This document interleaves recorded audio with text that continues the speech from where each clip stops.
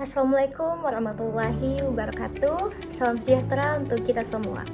Perkenalkan, nama saya Uswatun Hasanah dengan NIM 250701501116 dari kelompok 3. Nah, pada kesempatan kali ini saya ingin mempresentasikan artikel ilmiah saya yang berjudul Dari Patah Hati Menuju Pemulihan Putus Cinta dan Kesehatan Mental Mahasiswa.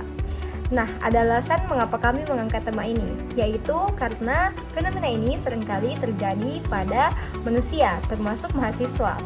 Nah, kami ingin melihat dampaknya lebih jauh, apakah putus cinta ini mempunyai dampak yang signifikan terhadap perilaku hingga performa akademik dari mahasiswa tersebut. Nah, yang pertama kita akan masuk pada bagian abstrak. Di abstrak ini kami menjelaskan bahwa putus cinta merupakan pengalaman emosional yang umum terjadi pada mahasiswa, dan dampak yang ditimbulkan dari putus cinta ini cukup signifikan seperti stres, gangguan kecemasan, depresi, dan penurunan motivasi belajar. Kajian ini menggunakan metode narrative review yang mengumpulkan artikel ilmiah dari rentang tahun 2020 sampai 2025 yang hasil utama dari kajian tersebut adalah regulasi emosi, kemudian self-compassion, dukungan sosial, dan resiliensi sangat berpengaruh dalam proses pemulihan akibat putus cinta. Baik teman-teman, sekarang kita masuk ke bagian latar belakang. Nah, di latar belakang ini kami menjelaskan bahwa masa kuliah merupakan transisi menuju dewasa awal. Nah, pada fase ini, mahasiswa itu banyak menghadapi tuntutan sosial, akademik, dan emosional. Nah, salah satu aspek yang paling dominan pada kehidupan mahasiswa adalah hubungan romantis. Nah, ternyata ketika hubungan romantis ini berakhir, mahasiswa akan mengalami yang disebut dengan emotional loss. Nah, apa sih itu emotional loss? Jadi, emotional loss ini adalah mahasiswa tidak akan hanya merasa ia kehilangan pasangan, tetapi ia akan merasa kehilangan rutinitas, kemudian ia akan merasa kehilangan harapan masa depan, dan akan merasa kehilangan dukungan emosional. Sekarang kita masuk ke bagian regulasi emosi.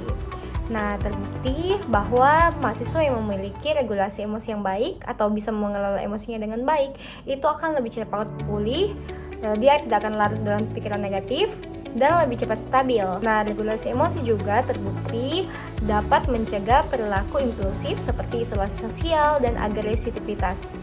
Nah, sekarang kita masuk ke bagian metode penelitian. Jadi, penelitian kami ini menggunakan metode narrative review atau tinjauan naratif. Jadi, sumber data diperoleh dari artikel ilmiah dalam rentang tahun 2020 sampai 2025 melalui Google Scholar, Science Direct, dan ResearchGate. Jadi kami memilih artikel berdasarkan relevansi dengan judul, abstrak, dan keterkaitannya dengan variabel dalam penelitian kami. Nah, jadi semua artikel telah melalui proses peer review sehingga validitas artikel tetap terjaga. Nah, sekarang kita masuk ke bagian analisis data. Jadi, hasil analisis itu membuktikan bahwa mahasiswa yang mengalami putus cinta itu akan cenderung mengalami kecemasan, pikiran negatif, penurunan motivasi belajar, gangguan untuk menarik diri, dan kesulitan untuk berkonsentrasi. Nah, proses pemulihan itu akan berlangsung secara bertahap, mulai dari proses penolakan hingga proses penerimaan diri. Nah, regulasi emosional yang baik, kemudian dukungan sosial akan berperan besar dalam proses pemulihan ini. Nah, kemudian ada hasil penelitian. Jadi hasil penelitian ini akan memperkuat hasil teman sebelumnya. Jadi yang pertama, putus cinta itu akan menimbulkan gangguan psikologis yang intens seperti gangguan kecemasan dan penarikan diri. Yang kedua yaitu proses pemulihan akan berlangsung secara bertahap. Dan yang ketiga adalah regulasi emosi, kemudian proses penerimaan diri akan berperan besar terhadap proses pemulihan ini. Oke, sekarang kita masuk ke tema utama kajian. Dari literatur, kami menemukan 5 tema utama. Yang pertama, dampak emosional.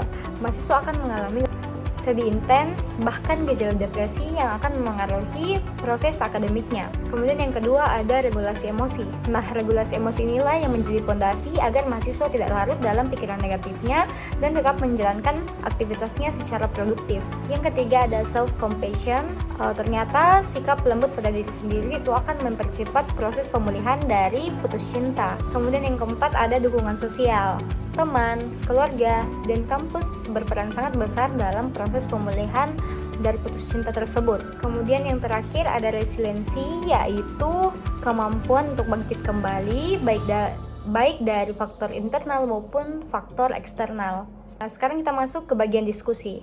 Nah, pada bagian diskusi ini kami menekankan bahwa putus cinta merupakan stresor yang dapat memengaruhi kesehatan mental secara signifikan. Kematangan emosional sangat berpengaruh terhadap bagaimana mahasiswa memaknai pengalaman ini. Nah, menurut kami, resiliensi juga sangat berperan besar dalam proses ini, karena bisa jadi mahasiswa melihat perpisahan sebagai proses untuk bertumbuh. Pemulihan optimal akan terjadi ketika regulasi emosi pada mahasiswa tersebut tergolong baik, kemudian adanya dukungan sosial yang sangat memadai, dan pengalaman putus cinta ini dimaknai secara positif oleh mahasiswa tersebut. Sekarang kita masuk ke bagian implikasi. Nah, menurut kami implikasinya adalah kampus dapat menyediakan layanan konseling, kemudian edukasi mengenai regulasi emosi, dan kelompok yang bisa mendukung mahasiswa tersebut dalam proses pemulihannya. Mahasiswa juga perlu membangun self-awareness agar dapat berkembang menjadi pribadi yang lebih dewasa secara emosional. Sekarang kita masuk ke bagian kesimpulan.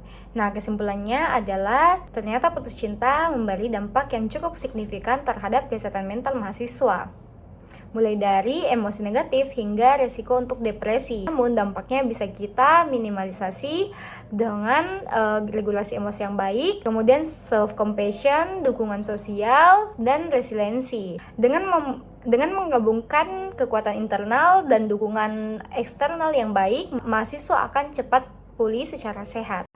Baik, demikian teman-teman presentasi saya terkait putus cinta dan kesehatan mental mahasiswa. Saya mengucapkan terima kasih kepada teman-teman semua yang sudah menyimak, dan khususnya saya ucapkan terima kasih ke Kak Gilang Prayogo Yusuf, MC atas arahannya dan ilmunya selama 1 semester. Wassalamualaikum warahmatullahi wabarakatuh.